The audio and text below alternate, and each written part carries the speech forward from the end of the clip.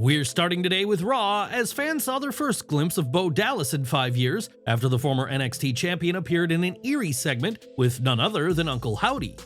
The pair discussed Bray Wyatt, and Dallas seemed haunted by memories before Howdy suggested that Bo should continue Bray's legacy with the Wyatt Six.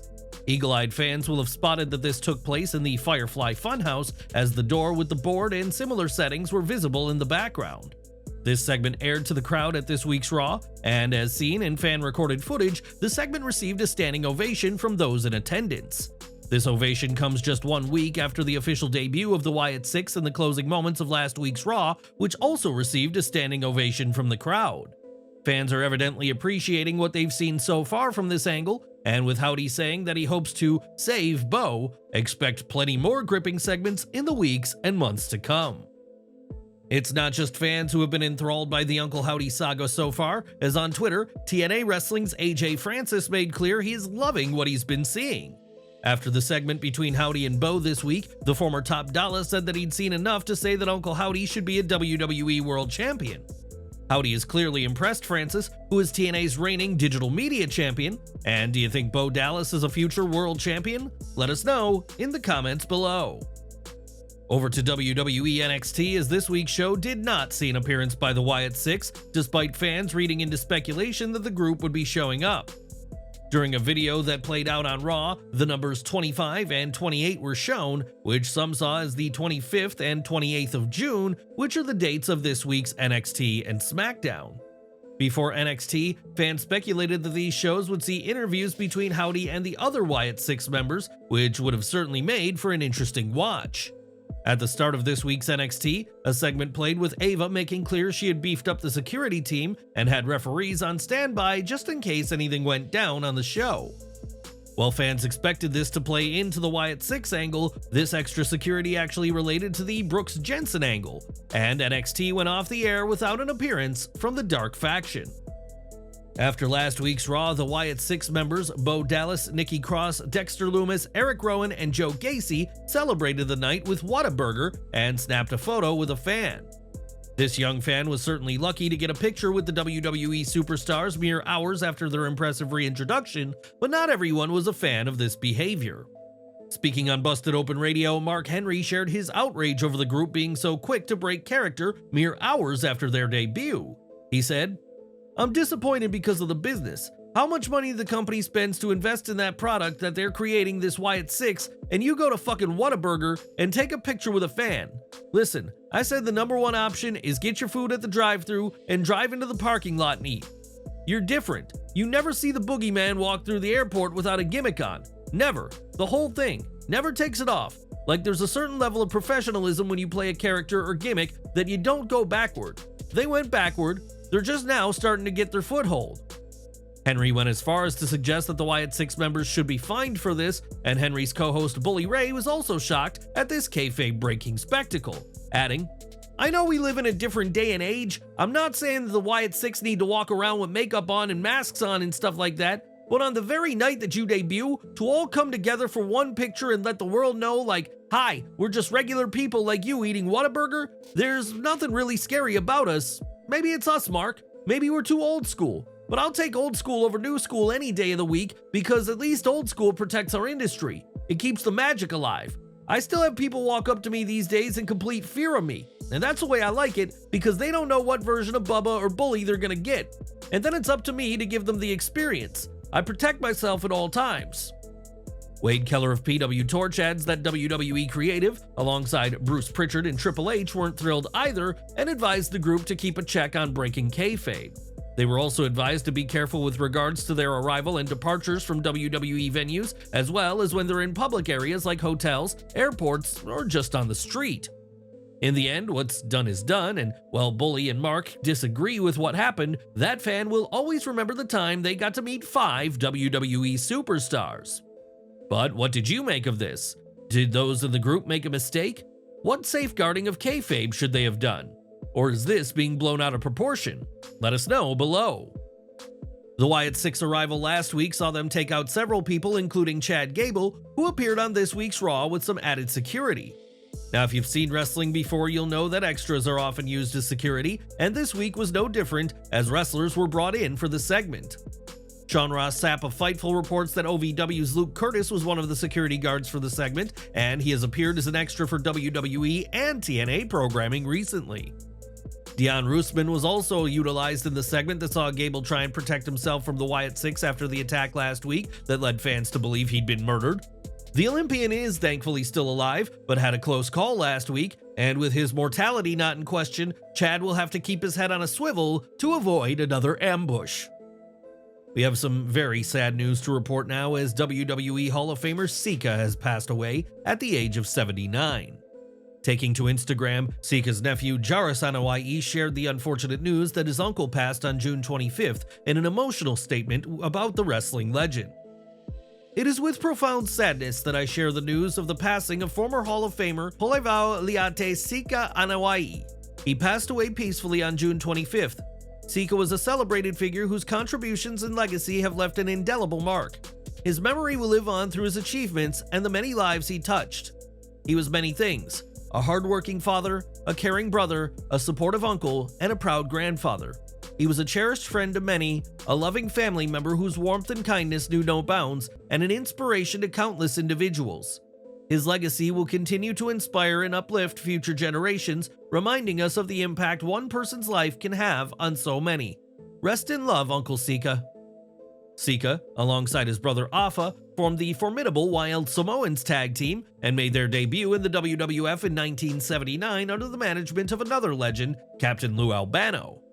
The pair quickly rose through the ranks to capture the WWF World Tag Team titles, and the pair also had a major influence on the wrestling business off of TV.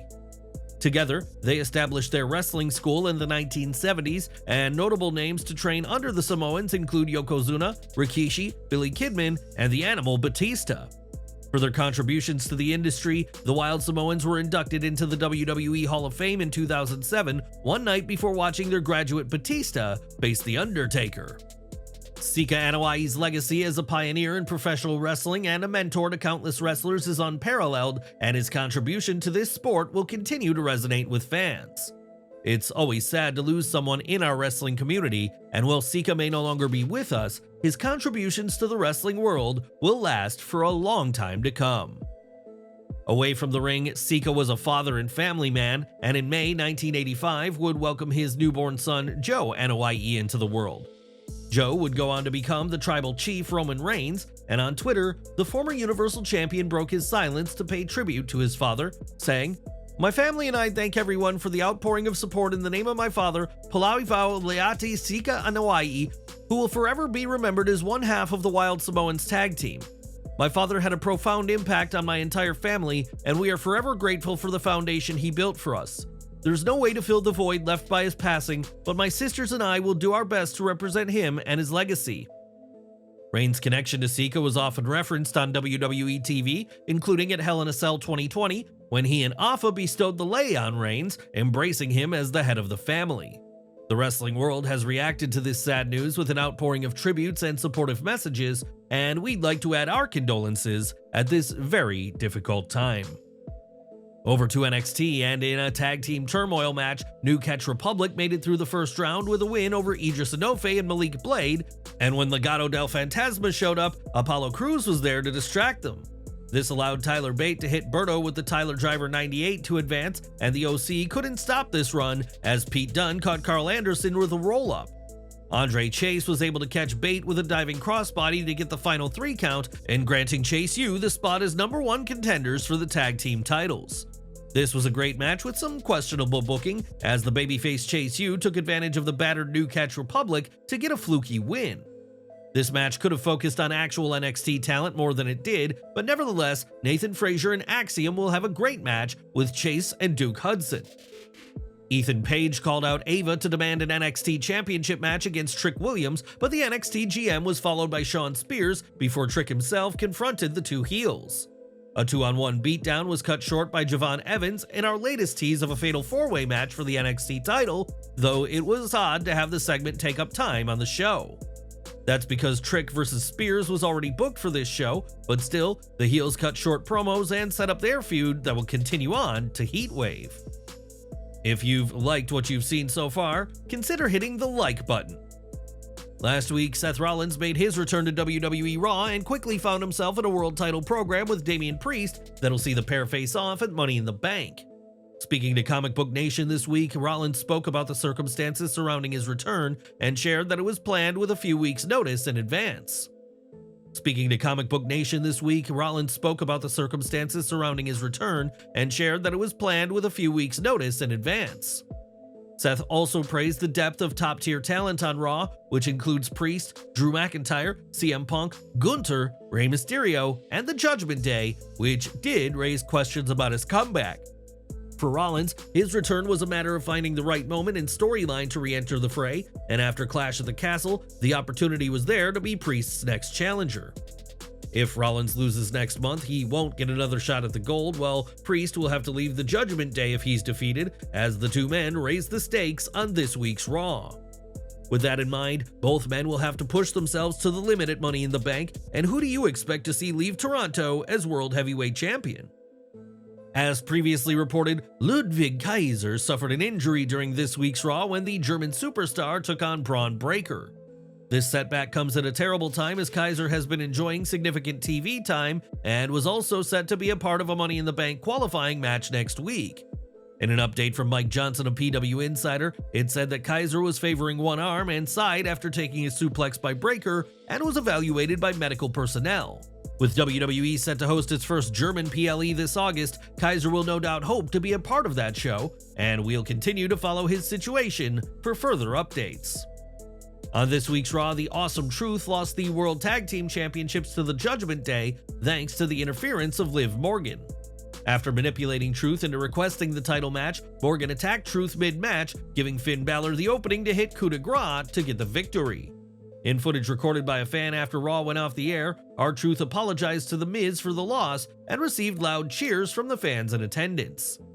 In a post-Raw interview, the ex-champs made their case for a SummerSlam rematch, as that'll be in The Miz's native Cleveland, and we'll have to see if said match happens this August. Last month, Jim Ross was hospitalized after experiencing shortness of breath, and while he was able to recover and be released, the AEW commentator has faced another setback. Taking to Twitter, JR shared that he is back in the ER after having difficulty breathing and expected that this will be an overnight stay in the hospital. Despite this issue, JR remained confident, telling fans, "Let's fight," as this issue and his previous health problems won't deter the wrestling commentary legend. As for whether JR will be a part of upcoming events, including this weekend's Forbidden Door, time will tell, but we're sending him the best in his latest health battle. On last week's WWE Smackdown, Jacob Fatu made his WWE debut by attacking Randy Orton, Kevin Owens, and Cody Rhodes, the latter of whom was sent through a table. Fatu arrived out of nowhere to aid Solo Sikoa when the new Bloodline leaders seemed outnumbered, and now we know how his surprise debut happened. As a fan-recorded video shows, Fatu was escorted to the ringside area during a commercial break and was wearing a hoodie and flanked by a ring crew. The arena was darkened and videos played on the screen to distract the fans from Fatu making his way out, and this is hardly a new phenomenon to get someone from A to B.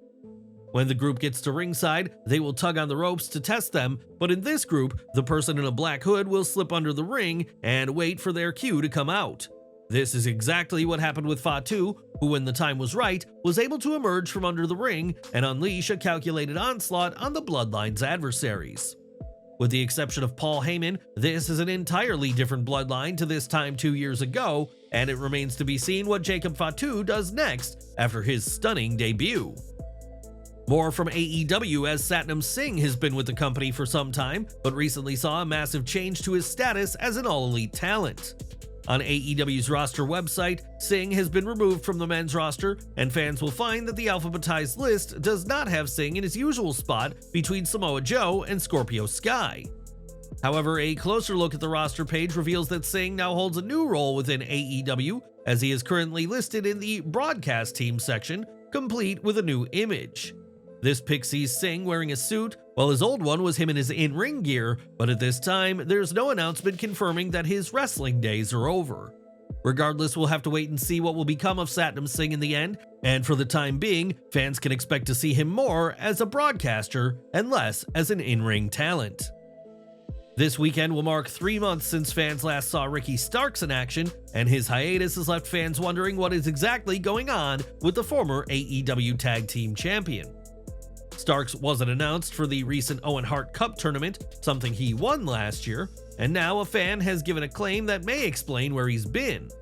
On Reddit, user Close to Death said that after last year's Owen Hart Cup tournament, Starks got hammered in a Calgary bar and ended up starting a fight. Starks, according to the Reddit user, was taken away in a police car, and this has been a big pain for Tony Khan and may explain why we're not seeing him in this year's tournament. As for why Starks isn't appearing for AEW TV now, Close to Death 88 said the wrestler is turning down pitches and not even listening to some ideas being presented to him. It's added that Starks and Big Bill's early elimination from the tag team tournament earlier this year was after an issue in the ring that resulted in Starks losing control of the right side of his body on live TV.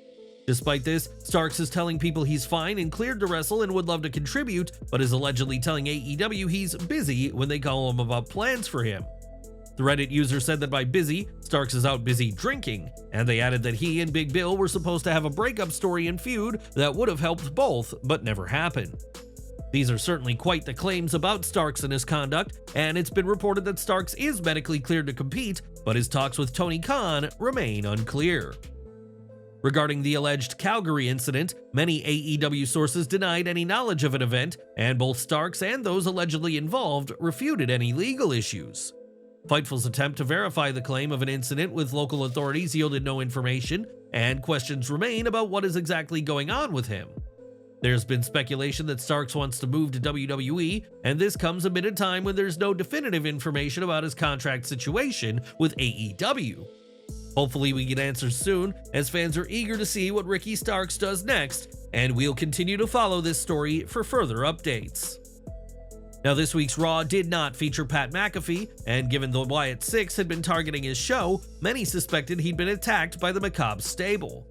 Though Michael Cole told fans during Raw not to read too much into it, the WWE Universe did just that, but now we have the tragic, real reason he missed the show. On a more recent edition of his Pat McAfee show, the Raw commentator shared that his father-in-law Bob had passed away after a recent health battle. Bob had actually been expected to be discharged from the hospital, and those involved were optimistic as of last Sunday, but things took a turn for the worse on Monday. After being contacted by his wife, Pat raced to the hospital, and the family were able to share goodbyes and I love yous to one another before Bob passed away. With this new information, it's entirely understandable why McAfee missed Raw, and we'd like to send our condolences to him, his wife Samantha, and their family at this sad time. Wes Lee wasted no time in fighting Joe Coffey and finished him with the cardiac kick, and Obafemi appeared on the stage to congratulate him and hype their Heatwave match. This was a shockingly short match as Wes squashed Coffey, which at least built up Lee as a true challenge to the dominant North American champion. It did unfortunately seriously hamper the momentum of Gallus, who after returning with a splash have returned to their familiar rhythm of being fodder for more popular stars. In NXT Heritage Cup action, Tony D'Angelo defeated Nathan Frazer to retain, and after time ran out for Frazer in round 5, the Don got the 2-1 victory with the win in round 6. Roxanne Perez planted Karmen Petrovic with pop rocks for a quick win, and despite her momentum, Petrovic was completely outmatched by the champion. This action was relatively harmless, but hardly the match either the established champion or the upstart on the rise needed at this time. Lola Vice emerged and got the better of Perez, then walked out with a title she hasn't earned, though it still feels not enough has been done to establish her as the fan favorite. Tavion Heights defeated Damon Kemp to earn a spot in the No Quarter Catch crew, and it'll be interesting to see how he meshes with the faction from here on in. Kalani Jordan wished Arianna Grace and Sol Ruca good luck in the #1 contender match before Jada Parker interrupted to challenge Michin to a street fight. While Arianna Grace tried her best to keep Sol Ruca off her game, a Soul Snatcher sealed the victory for Ruca, earning her a shot at the North American Women's title. Jordynne came out to share the screen with her challenger, and while Ruca has impressed in the past, this week's match had bad written all over it.